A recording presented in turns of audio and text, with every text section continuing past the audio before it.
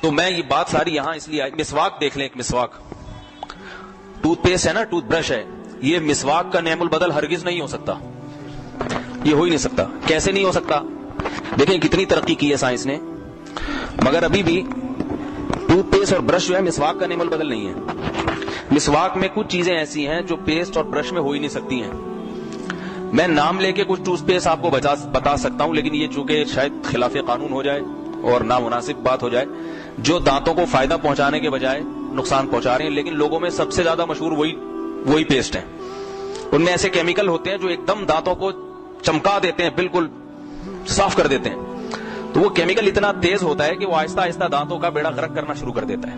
لوگ مسواک کرتے ہیں نا تو وہ چمک نہیں آتی دانتوں میں، اور ٹوتھ پیسٹ کرتے ہیں ایک دم سفید ہو جاتے ہیں۔ تو یاد رکھو، دانت کو صرف چمکانا ہی اگر مقصد ہے تو تیزاب سے دھو لیں، ایک دم نیٹ کلین ہو جائیں گے۔ لیکن کیا خیال ہے کتنی دفعہ ہوں گے؟ آہستہ آہستہ اندر سے کھوکھلے ہونا شروع ہو جائیں گے۔ تو جس ٹوتھ پیسٹ میں سب سے زیادہ تیزابیت ہوتی ہے، سب سے زیادہ زہریلا مواد ہوتا ہے، وہی ٹوتھ پیسٹ ہمارے معاشرے میں سب سے زیادہ مقبول ہے۔ سمجھ رہے ہیں؟ کیونکہ لوگ تو ظاہر کو دیکھتے ہیں، اتنا جھاگ، خاص طور پہ لوگ کہتے ہیں جس پیسٹ میں جھاگ زیادہ بنتا ہے وہ زیادہ مفید ہے، حالانکہ جس ٹوتھ پیسٹ میں جھاگ جتنا زیادہ بنے گا وہ دانتوں کے لیے اتنا ہی زیادہ نقصان دہ ہے، کیونکہ جھاگ سرف سے بنتا ہے۔ سرف سے کلیاں کر لیں، تیزاب سے کلیاں کر لیں۔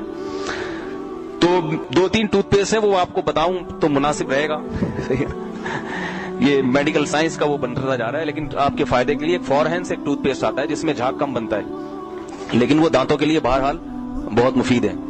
تو آپ اگر یہ نہیں کر سکتے نا، مسواک پر نہیں آ سکتے، اگر ٹوتھ پیسٹ ہی کرنا ہے تو یہ فورہینس ایک ٹوتھ پیسٹ ہے۔ اس کے علاوہ اور بھی ہیں، ان میں وہ کیمیکل بہت تھوڑا ہوتا ہے، یہ دانتوں کے لیے مفید ہے، لیکن یہ مقبول لوگوں میں نہیں ہے، کیونکہ اس میں وہ منہ بھرتا نہیں ہے اور ایسے ایک دم سے چمک پیدا نہیں ہوتی دانتوں میں، تو اس لیے لوگوں میں مشہور نہیں ہے زیادہ۔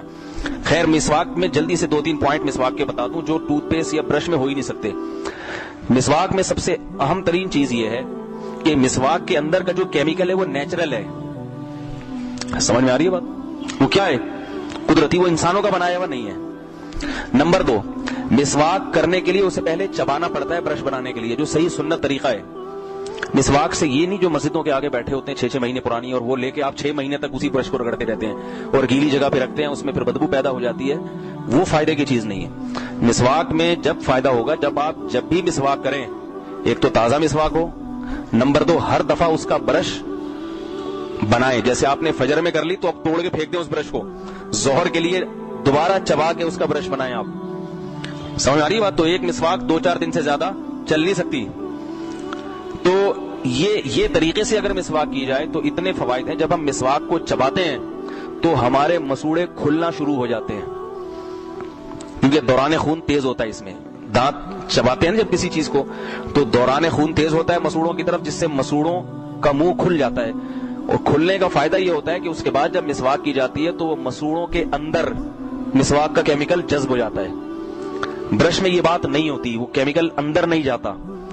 تو یہ اس کے علاوہ بھی بہت ساری چیزیں، چونکہ بیان میرا مسواک پر نہیں ہے اس لیے یہیں تک میں رکھتا ہوں اس کو۔ میں بتانا یہ چاہتا ہوں کہ اسلام نے، محمد صلی اللہ علیہ وسلم نے کوئی ایک چیز بھی ایسی نہیں بتائی ہے جو آپ کی صحت کے لیے نقصان دہ ہو، یا یہ کہ وہ انسانیت کے لیے نقصان دہ ہو۔ ایک انفرادی شخص کے لیے نہیں ہوتی، انسانیت تو بہت دور کی چیز ہے۔